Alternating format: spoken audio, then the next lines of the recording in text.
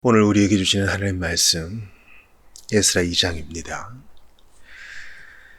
옛적에 바벨론 왕 느부갓네살에게 사로잡혀 바벨론으로 갔던 자들의 자손들 중에서 노임을 받고 예루살렘과 유다 도로 돌아와 각기 각자의 성읍으로 돌아간 자 곧 술바벨과 예수아와 느헤미야와 스라야와 르엘라야와 모르드게와 빌산과 미스발과 비그웨와 루흠과 바하나 등과 함께 나온 이스라엘 백성의 명수가 이러하니 바로스 자손이 2172명이요 스바랴 자손이 372명이요 아라 자손이 775명이요 바한 모압 자손 곧 예수아와 요압 자손이 2812명이요 엘람 자손이 1254명이요 삿두 자손이 945명이요 삭게 자손이 760명이요 바니 자손이 642명이요 부베 자손이 623명이요 아스가 자손이 1222명이요 아도니감 자손이 666명이요 비그웨 자손이 2056명이요 아딘 자손이 454명이요 아달 자손 곧 히스기야 자손이 98명이요 베세 자손이 323명이요 요라 자손이 112명이요 하숨 자손이 223명이요 깃발 자손이 95명이요 베들레헴 자손이 123명이요 느도바 자손이 56명이요 아나돗 사람이 128명이요 아스마웨 자손이 42명이요 기레다림과 그비라와 부에롯 자손이 743명이요 라마와 게바 자손이 621명이요 믹맛 사람이 122명이요 베델가이 사람이 223명이요 느보 자손이 52명이요 막비스 자손이 156명이요 다른 엘람 자손이 1254명이요 하림 자손이 320명이요 로드와 하딧과 오노 자손이 725명이요 여리고 자손이 345명이요 스나 자손이 3630명이었더라. 제사장들은 예수아의 집 여다야 자손이 973명이요 인멜 자손이 1052명이요 바수울 자손이 1247명이요 하림 자손이 1017명이었더라. 레위 자손은 호다위아 자손 곧 예수아와 감미엘 자손이 74명이요 노리하는 자들은 아삽 자손이 128명이요 문지기의 자손들은 살룸과 아델과 달문과 악굽과 하디다와 소베 자손이 모두 139명이었더라. 느디님 사람들은 시아 자손과 하스바 자손과 다바오 자손과 게로스 자손과 시아 자손과 바돈 자손과 르바나 자손과 하가바 자손과 아굽 자손과 하갑 자손과 사물레 자손과 하난 자손과 기델 자손과 가할 자손과 르아야 자손과 르신 자손과 느고다 자손과 가삼 자손과 우사 자손과 바세 자손과 베세 자손과 아스나 자손과 무우님 자손과 느우짐 자손과 박북 자손과 하그바 자손과 할훌 자손과 바술루 자손과 무히다 자손과 하르스 자손과 바르고스 자손과 시스라 자손과 데마 자손과 느시아 자손과 하디바 자손이었더라.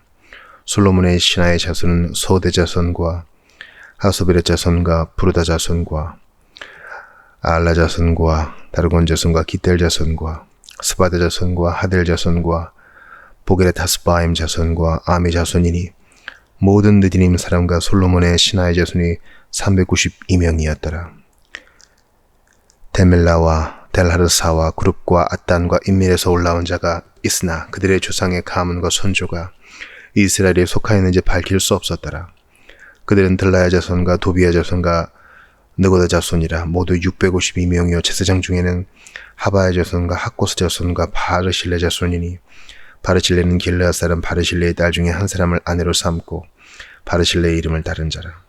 이 사람들은 계보 중에서 자기 이름을 찾아 얻지 못하므로 그들을 부정하게 여겨 제사장의 직분을 행하지 못하게 하고 방배히 그들에게 명령하여 우림과 둠밈을 가진 제사장이 일어나기 전에는 지성물을 먹지 말라 하였느니라. 온 회중의 합계가 42,360명이요 그 외에 남종과 여종이 7,337명이요 노래하는 남녀가 200명이요 말이 736이요, 노새가 245요, 낙타가 435요, 나귀가 6720이었더라. 어떤 족장들이 예루살렘에 있는 여호와의 성전터에 이르러 하나님의 전을 그곳에 다시 건축하려고 예물을 기쁘게 드리되 힘 잘하는 대로 공사는 금고에 드리니 금이 6만 달이기요 은이 5천만이요 제사장의 옷이 100벌이었더라. 이에 제사장들과 레위 사람들과 백성 몇과 놀이하는 자들과 문지기들과 느디님 사람들이 각자의 성읍에 살았고 이스라엘 무리도 각자의 성읍에 살았더라. 아멘. 하나님의 말씀입니다. 하나님께 감사합니다.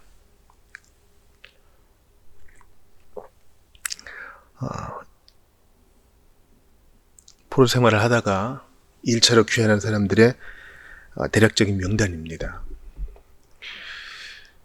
이것이 하나님 말씀입니다.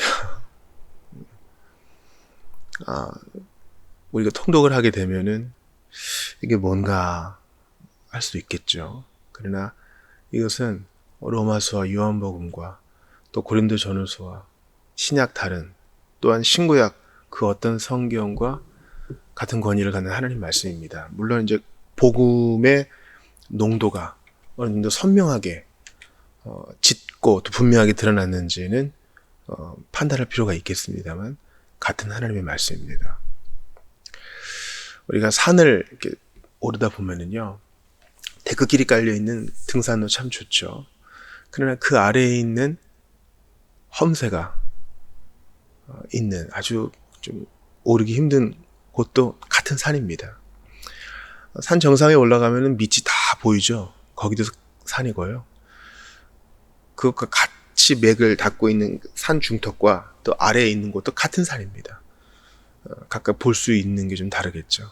태양이 찬란히 비추고 또 어떤 곳은 구름을 뚫고 올라가는 곳도 있겠죠.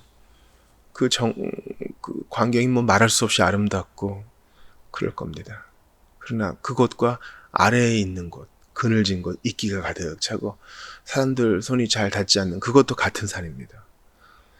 제가 말씀드리고자 하는 것은 우리가 성경을 편식하지 말고 족보와 또 이러한 명단까지도 일단은 수납하는 마음으로 받아야 된다는 것을 알려드립니다.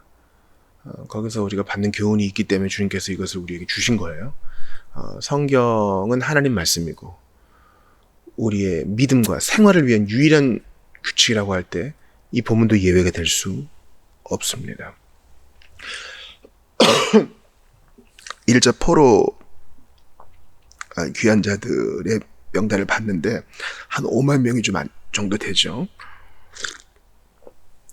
64절 보니까 온 회중의 합계가 42,362명이요. 그 외에 또 남정과 여종의 7,300여 명, 노래하는 남녀 200명, 말과 노새까지 낙타까지 다 이렇게 계수를 했습니다. 그러니까 5만 명이 왔으니까 그렇게 많이 온 건 아니라고도 할 수 있겠어요. 많다면 많다고 할 수 있겠지만 5만 명으로 예루살렘 도성을 채우고 그 안에서 또 인원을 선별해서 예배는 예배대로 드리고 공사는 공사대로 하고 거기에는 이제 다 섞여 있을 거 아니에요. 어린아이와 또 여인과 노인까지 다 포함되어 있었기 때문에 일견 많아 보일 수 있으나 그렇게 압도적인 숫자는 아니었을 것이다. 우리가 그렇게 봅니다. 일단 출애굽한 이스라엘 백성들의 수로만 봐도 확연히 적은 수잖아요. 그런데 하나님께서는 이들 가운데 제사장을 많이 두셨습니다. 제사장의 수를 보게 되면은요, 한 10분의 1 정도가 됩니다. 하나님께서 왜 이렇게 많은, 그죠? 5만 명이 귀환을 했는데 그 중에서 한 5천 명 정도가 제사장의 직무를 감당하는 사람이라는 것입니다.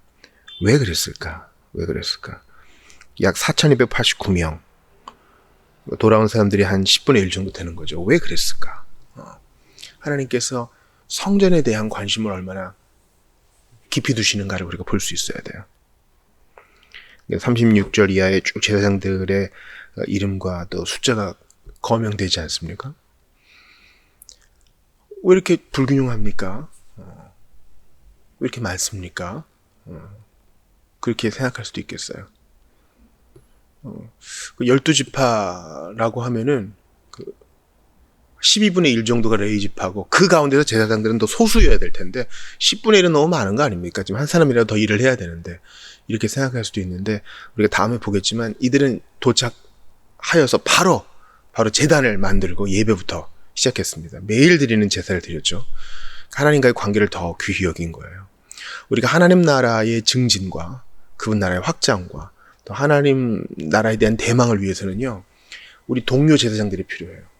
모든 신자는 다 거룩한 나라의 제사장이거든요. 왕같은 제사장이란 말이에요. 그러니까 있는 자리에서 제사장 역할을 잘 하는 게 중요해요. 인원도 참 중요하겠지만 본문은 알려줍니다. 인원만큼 중요한 것이 바로 그 집중도다. 10분의 1이 제사장이에요. 여러분 계신 곳에서 왕같은 제사장 역할 잘 하셔야 돼요. 단순히 가정경건회를 이끈다 그 정도에만 그칠 것이 아니라 있는 자리에서 제사장은 이제 중재 역할을 하니까 하나님과 사람 사이를 중재하는 그 역할을 하며 예배자로 사는 거예요. 한국교회 전체 성도 가운데 10분의 1만 이 역할을 좀 감당해도 사회는 뒤집어질 겁니다. 근데 그걸 못하고 있죠. 안타까운 일이에요.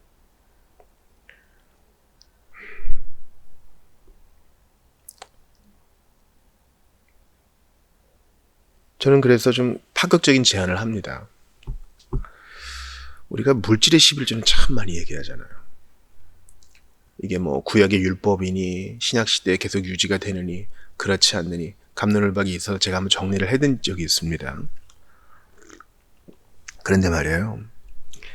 시간의 11조에 대해서는 우리가 잘 얘기 안 해요.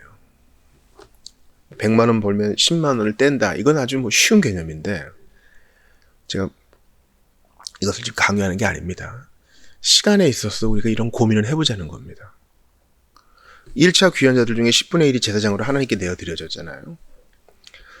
저는 한국교회 성도들의 10분의 1 정도가 이런 일에 정말 헌신한다면 사회가 뒤집어질 거라 그랬어요. 그렇다면 우리 개인적으로 볼 때 우리가 가지고 있는 시간의 10분의 1을 하나님께 드려보는 건 어떨까요? 그걸 위해서 하루의 11조를 한번 드려보는 거예요. 이건 진짜 율법주의를 강요하는 게 아니라 신자의 훈련에 좋다고 말씀드리는 겁니다. 2.4시간 정도 우리가 기도하고 하나님 말씀 보는데 2.4시간 드리는 거예요. 여러분 필요해요. 전 그보다 더한 시간 드려야 된다고 생각해요. 요즘 큰 문제가 문제 중 하나가 사람들이 유튜브하고 SNS 보느라 1시간은 금방 보냅니다. 여러분 요즘 대부분 사람들이 고개가 이렇게 나와 있거든요. 얼마나 시청 시간이 많은지 몰라요. 과거에 텔레비전 나왔을 때 염려했던 것 이상입니다. 우리를 정신을 혹 그냥 사로잡아 갑니다. 그리고 뭐 앉아서 이것저것 계속 추천해 주는 대로 보게 되면 2시간도 금방 가요.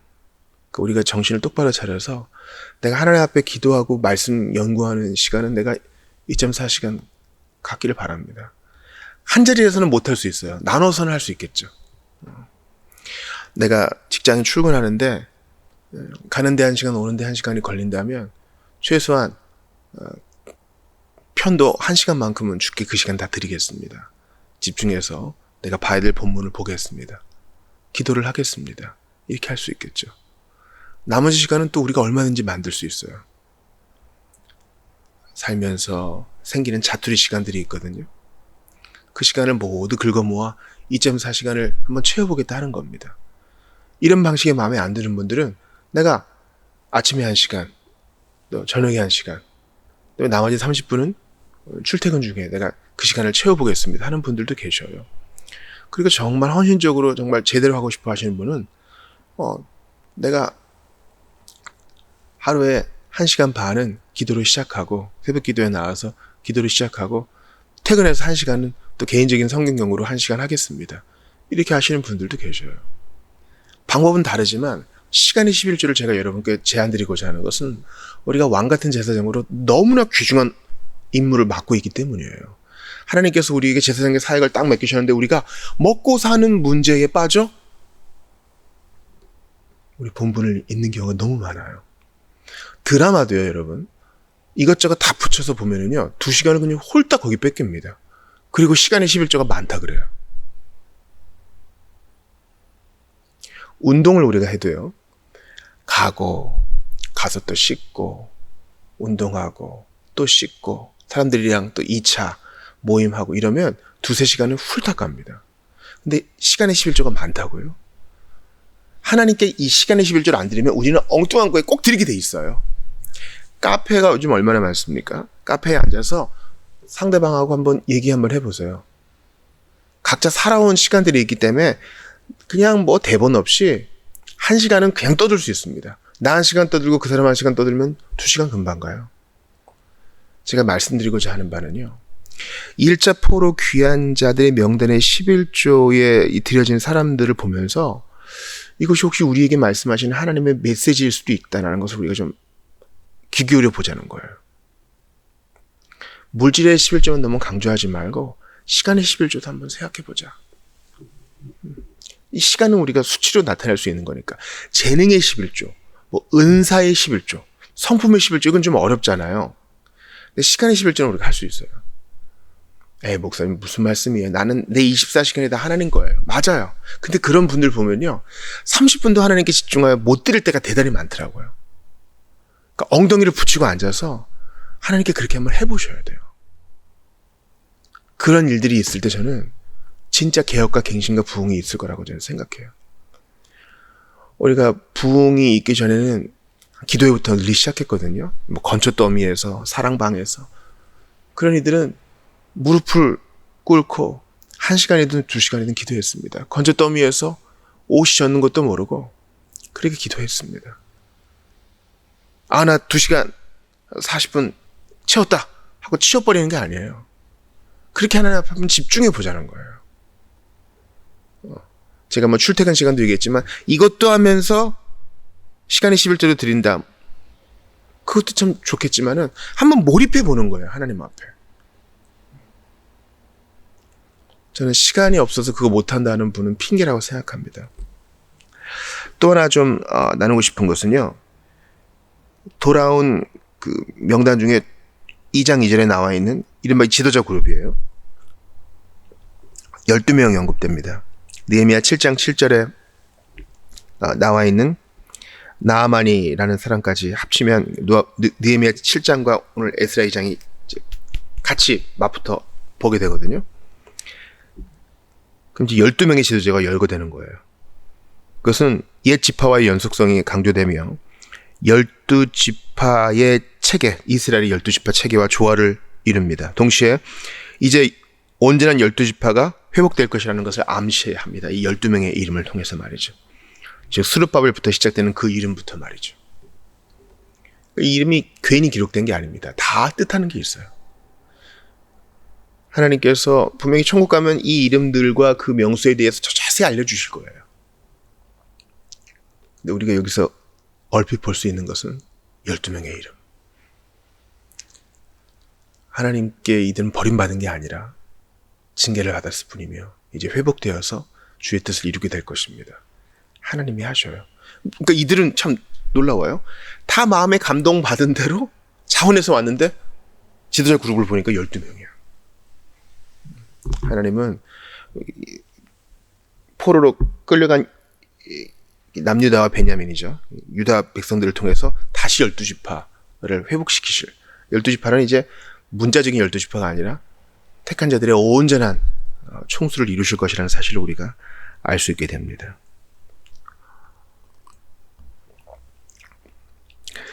또한 우리가 좀 살펴보고 싶은 것은 2장 65절에 있는 남종과 여종에 대한 부분이에요. 그 외에 남종과 여종이 7,337명이에요. 오, 이거는 이제 제사장들 수보다 훨씬 많죠. 전체 귀환자 명단의 17%가 됩니다. 이제 주 안에서 이런 자들이 이제 온 거예요.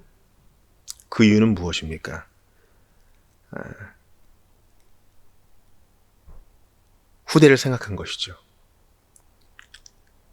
용기를 내고 마음에 감동을 입은 자들 중에 신분이 비천한 자들이 이만큼 많았다는 것입니다. 그리고 이들은 다 주 안에서 동등하게 취급받는다는 것입니다. 일은 차이가 있을지 몰라도 하나님의 언약에 따르면 이들은 차별 없이 다 구원받는 사람들을 말합니다. 또한 이들이 할 일이 또 얼마나 많아요.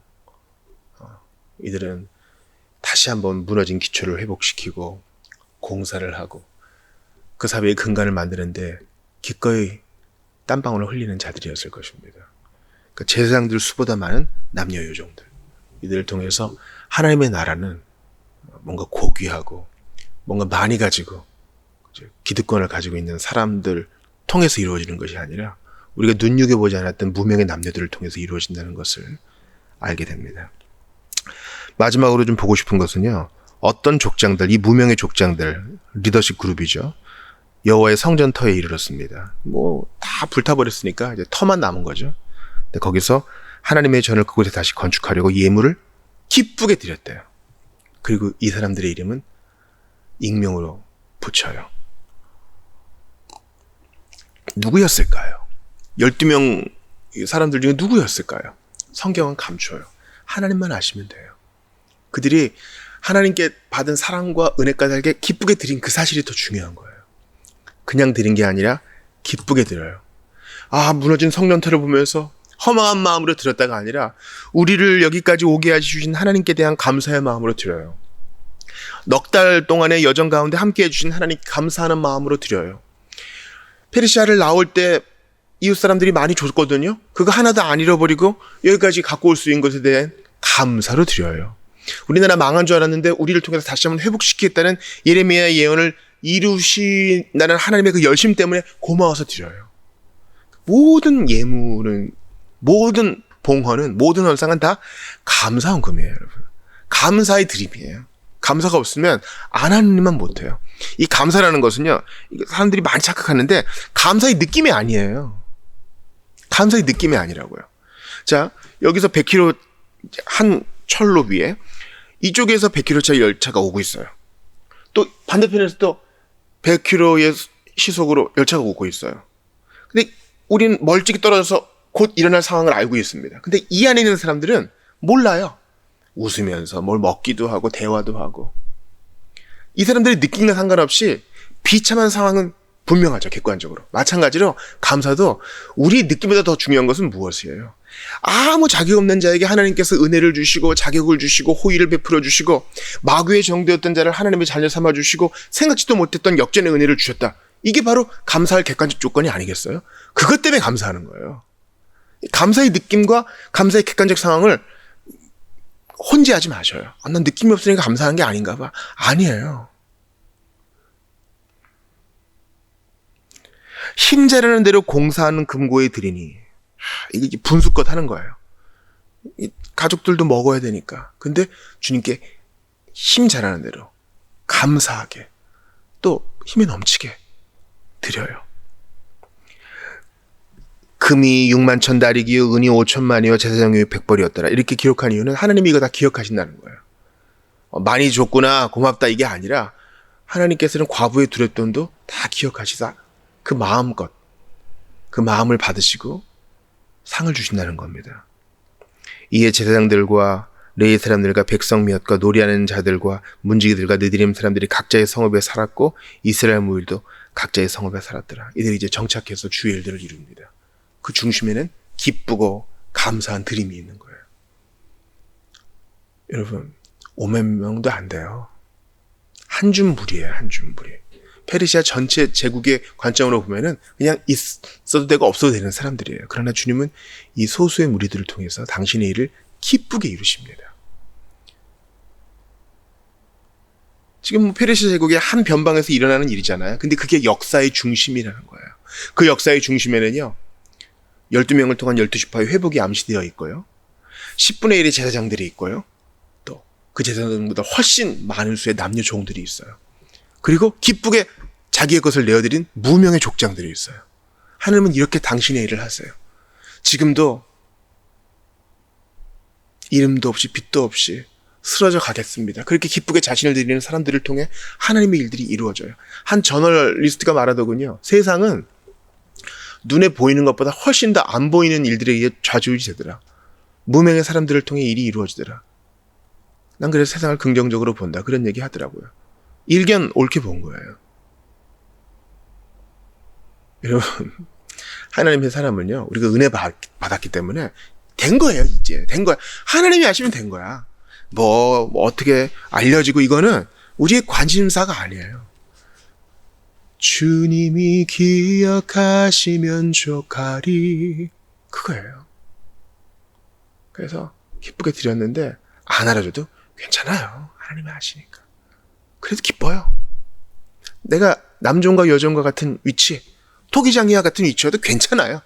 내 할 일만 생각하기에도 바빠. 제사장은 제사장의 역할을 하고, 건축하는 사람은 건축하는 역할을 하고, 노래하는 사람은 노래하는 사람의 역할을 하고, 문지기는 문지기 역할을 하는 거예요. 비교하지 않고 내 할 일 열심히 하는 거예요. 어제도 말씀드렸죠. 이제 그 칙령 반포부터 실제로 성전 건축을 할 때까지 2년이 걸렸다 그랬잖아요. 2년 정도 걸렸죠. 그동안에 얼마나 많은 일들이 있었겠어요. 인사하고 준비하고 이동하고 견뎌내고 애들 교육시키고 삶은 그렇게 자잘한 일들로 이루어지니까 그게 다 하나님을 향한 기쁜 마음이었기 때문에 그게 다 주님 나라의 일을 위해 일조하는 거예요. 하나님은 우리 일 자체를 바꾸지 않으시고 마음을 바꾸셔서 작은 일에 충성하는 것을 통해 영광 받으시고 그걸 통해 애국도 하게 하시고 그 작은 일에 충성하는 걸 통해 하나님 나라도 확장되게 하시고 당신도 영광을 받으셔요. 우리 구주 예수님을 봅니다. 예수님은 이 무명의 남녀 여종과 같은 우리를 부르셔서 오늘도 작은 일에 충성하라 하십니다. 우리 주 예수님을 봅니다. 당신의 피로 우리를 나라와 제사장으로 삼으셔서 부르심에 합당하게 살아라 말씀하십니다. 우리 주 예수님을 봅니다. 아무것도 아닌 우리를 통해 12지파의 회복을 말씀하시고 요한계시록의 비전을 보여주시며 너희가 택한 자들의 총수이니 내가 너에게 맡긴 일에 충성하거라. 너희는 나의 영원한 분깃이다 말씀하십니다. 당신의 피로 확증한 피 뿌려 우리를 사시고 그 피로 확증하시고 성령 부으셔서 너는 내 것이다 하시니 우리가 어디 가겠어요. 그러니 우리가 귀퉁이에 있든지 변방에 있든지 중심에 있든지 그거 갖고 논하지 말고 기쁘게 드리고 잊혀지는 하나님만 아시면 족합니다. 이 마음으로 오늘도 작은 일에 충성하시는 여러분 되시기를 주의 이름으로 축원합니다.